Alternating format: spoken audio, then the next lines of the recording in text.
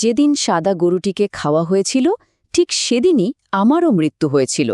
লাইনটা শুনলেই কেমন যেন গায়ে কাঁটা দিয়ে ওঠে, তাই না? এটা কিন্তু শুধুই কোনো আক্ষেপ নয়, একটা নিখুঁত মজবুত প্রতিরক্ষা ব্যবস্থা যখন ঠিক ভেতর থেকে একেবারে ভেঙে পড়ে, তখন এই মর্মান্তিক সত্যটাই সামনে এসে দাঁড়ায়। আমাদের আজকের এই বিশেষ বিশ্লেষণে স্বাগত জানাচ্ছি। আজ আমরা খুব পরিচিত একটা ধ্রুপদী গল্পের ব্যবচ্ছেদ করতে যাচ্ছি, তবে সাধারণ কোনো গল্পের মতো করে নয়। একটা সুদৃঢ় ঐক্যবদ্ধ অবস্থাকে কিভাবে খুব সুকৌশলে ভেতর থেকে দুর্বল করে দেয়া যায়, তার একটা মাস্টার ক্লাস বলা যায় একে। মনস্তাত্ত্বিক যুদ্ধ আর বিভাজনের রাজনীতি কিভাবে কাজ করে, সেটাই আজ আমরা ধাপে ধাপে বোঝার চেষ্টা করব। আমাদের আজকের আলোচনার কাঠামোটা বেশ পরিষ্কার। মোট 5টি ধাপে আমরা এই কৌশলটা বিশ্লেষণ করব। প্রথমে ঐক্যের শক্তি, এরপর অনুপ্রবেশের কৌশল, তারপর প্রথম বিভাজন, এরপর চূড়ান্ত বিশ্বাসঘাতকতা এবং একেবারে শেষে বিভক্ত ঐক্যের পরিণতি। তো শুরু করা যাক আমাদের প্রথম পর্ব দিয়ে, ঐক্যের শক্তি। গল্পের একেবারে শুরুতে আমরা এমন একটা পরিস্থিতি দেখতে পাই যা আপাতদৃষ্টিতে একদম নিশ্ছিদ্র আর নিরাপদ। আচ্ছা, চলুন পুরো ব্যাপারটা একটু গভীরভাবে বোঝার চেষ্টা করি।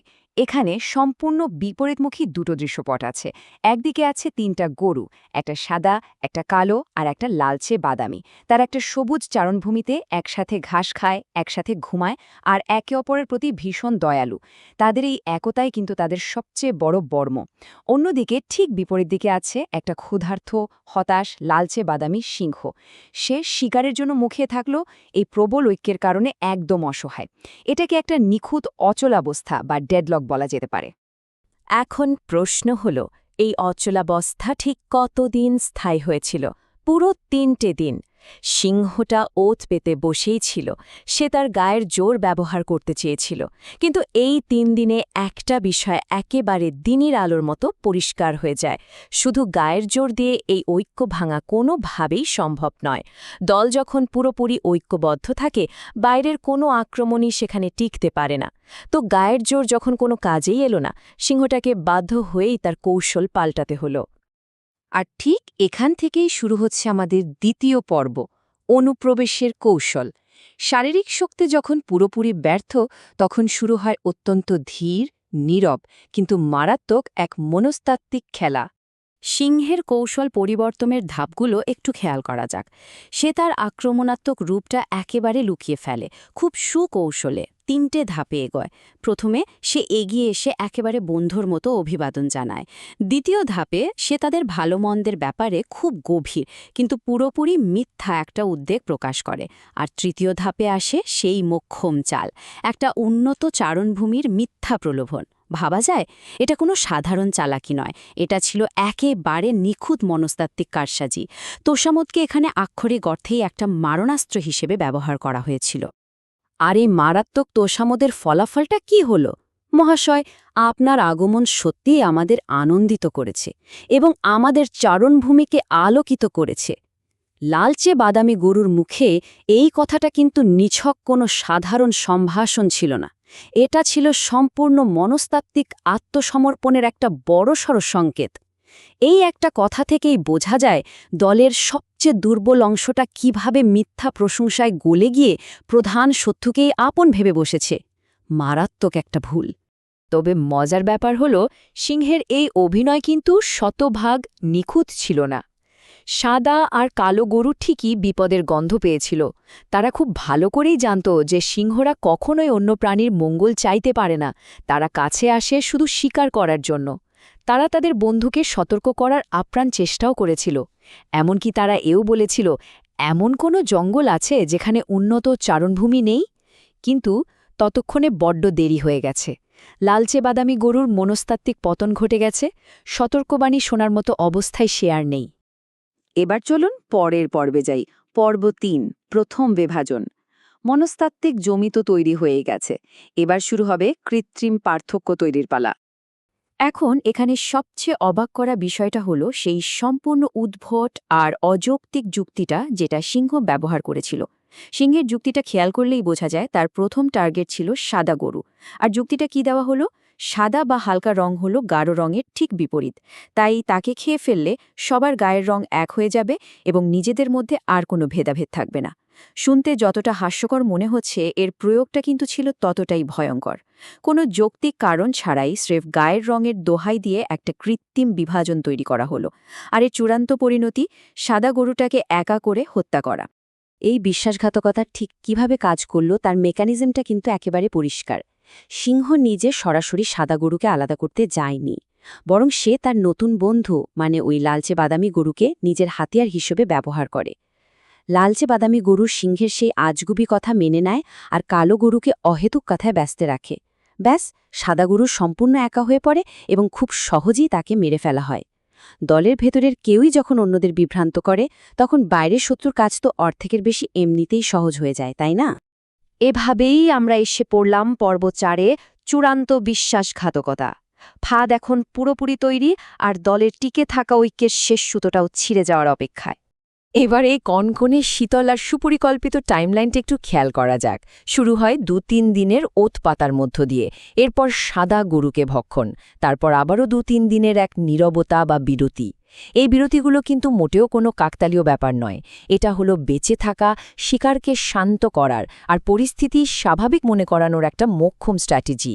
এরপর কালো গরুকে ভক্ষণ আর সবশেষে চূড়ান্ত আক্রমণ। প্রতিটি আক্রমণের মাঝখানের এই সময়টুকু বাকি সদস্যের মানসিকভাবে আরও বিচ্ছিন্ন আর দুর্বল করে দেয়। সাদা গরুকে মারার সময় যুক্তি ছিল বিপরীত রঙের, কিন্তু এবার কালো গরুর বেলায় সিংহ তার নিয়ম আর কৌশল পুরোপুরি পাল্টে ফেলে। সে বলে, আমার গায়ের রং আর তোমার গায়ের রং লালচে বাদামি, আর কালো রং আমাদের সাথে একেবারে মানানসই নয়। এখানে খেয়াল করার মতো বিষয়টা হলো, সিংহ এবার নিজেকে সরাসরি লালচে বাদামি গরুর সাথে মিলিয়ে ফেলছে। সে বোঝাতে চাইছে যে তারা দুজন একই দলের, আর কালো গরুটি এখানে সম্পূর্ণ বেমানান বা বহিরাগত। এই কৃত্রিম আত্মীয়তার দোহাই দিয়ে কালো গরুটাকেও খুব সহজে সরিয়ে দেওয়া হয়। আর ঠিক এখানেই গল্পের সবচেয়ে মর্মান্তিক সত্যটা সামনে চলে আসে। কালো গরুটি মারা যাওয়ার পর লালচে বাদামি গরু ভয়ে গুটিয়ে যাওয়ার বদলে উল্টে আনন্দে আত্মহারা হয়ে পড়ে। সে দিব্যে নিশ্চিন্তে ঘাস খাচ্ছিল আর নিজেকে বোঝাচ্ছিল যে সেই একমাত্র স্পেশাল কেউ, কারণ তার গায়ের রং স্বয়ং বনের রাজার মতো। সে একটা মিথ্যা আভিজাত্য আর নিরাপত্তার ঘোরে ভাসছিল। হ্যাঁ, ঠিক সেই চূড়ান্ত ধ্বংস নেমে আসার মুহূর্তটার আগ পর্যন্ত। এবং এভাবেই আমরা এসে পড়েছি আমাদের এই বিশ্লেষণের একেবারে চূড়ান্ত পর্বে, পর্ব 5, বিভক্ত ঐক্যের পরিণতি। এতক্ষণের সমস্ত কৌশল আর কারসাজি এখন তার শেষ পরিণতিতে এসে ঠেকেছে। এখানে সবচেয়ে জরুরি বিষয়টা লুকিয়ে আছে এই কথাটার মধ্যে, বন্ধুহীনদের বন্ধু। এটা কিভাবে সম্ভব যে একটা সিংহ একটা গরুর সাথে বন্ধুত্ব করবে? যখন লালচে বাদামি গরুর নিজের মৃত্যুর পালা আসে, ঠিক তখন সিংহ তার আসল নিষ্ঠুর রূপটা বের করে আনে। এতদিনের সব বন্ধুত্বের অভিনয় নিমিষেই হাওয়ায় মিলিয়ে যায়। শিকারীর সাথে শিকারের বন্ধুত্ব যে সবসময়ই একটা মারাত্মক মোহধারা আর কিচ্ছু নয়, তা সিংহের এই একটা কথাতেই একেবারে পরিষ্কার হয়ে যায়। মৃত্যুর ঠিক আগে লালচে বাদামি গরু 3 বার আর্তনাদ করার সুযোগ পায়। তার এই 3টে কান্না আসলে অনেক দেরিতে আসা উপলব্ধিরই প্রতিফলন। প্রথম কান্না, সেদিনই আমার মৃত্যু হয়েছে, যেদিন সাদা গরুকে খাওয়া হয়েছিল। দ্বিতীয় কান্না, সেদিনই আমার মৃত্যু হয়েছে, যেদিন কালো গরুকে খাওয়া হয়েছিল। আর তৃতীয় কান্না, সেদিনই আমার মৃত্যু হয়েছে, যেদিন আমি তোমার সাথে বন্ধুত্ব করেছিলাম। এটা খুব চমৎকারভাবে তুলে ধরে যে নিজের দলের সাথে বিশ্বাসঘাতকতা করা মানে শেষ পর্যন্ত নিজের অস্তিত্বের সাথেই বিশ্বাসঘাতকতা করা। দলের একজনকে যখন অন্যায়ভাবে সরিয়ে দেওয়া হয় আর অন্যরা চুপ থাকে, তখন আসলে তারা নিজেদের প্রতিরক্ষার দেয়ালটাই ভেঙে ফেলে। এতক্ষণ ধরে আমরা যে নিখুঁত কৌশলটা বিশ্লেষণ করলাম, রাষ্ট্রবিজ্ঞানে তার একটা সুনির্দিষ্ট তাত্ত্বিক নাম আছে, ভাগ করো এবং শাসন করো বা ডিভাইড অ্যান্ড রুল পলিসি। এটা এমন একটা কৌশল যেখানে বৃহত্তর কোনো শক্তিকে ছোট, দুর্বল আর বিচ্ছিন্ন অংশে ভাগ করে ক্ষমতা অর্জন এবং বজায় রাখা হয়। সিংহটা ঠিক এই কাজটাই করেছে। সে খুব ভালো করেই জানত 3টে গরুর মিলিত শক্তি তার চেয়ে অনেক বেশি, তাই সে অত্যন্ত চতুরতার সাথে কূটনীতি ব্যবহার করে তাদের আলাদা করেছে আর একে একে পুরো দলটাকে ধ্বংস করেছে। এই পুরো ঘটনা আর মনস্তাত্ত্বিক বিশ্লেষণের পর শেষ প্রশ্নটা একটু গভীরভাবে ভাবার দাবি রাখে। ঐক্য যখন বিভক্ত হয়, তখন আসলে কে টিকে থাকে? যারা এই ধরনের কৃত্রিম বিভাজনের ফাঁদে পা দেয়, তারা হয়তো সাময়িক নিরাপত্তার একটা মিথ্যা স্বস্তি পায়, কিন্তু চূড়ান্ত বিজয়ী সবসময় সেই শিকারই হয় যে এই বিভাজনের বীজটা বুনেছিল। আশা করি আজকের এই বিশ্লেষণ থেকে পাওয়া ধারণাগুলো আমাদের চারপাশের অনেক পরিস্থিতিকে একটা সম্পূর্ণ নতুন দৃষ্টিকোণ থেকে দেখতে সাহায্য করবে।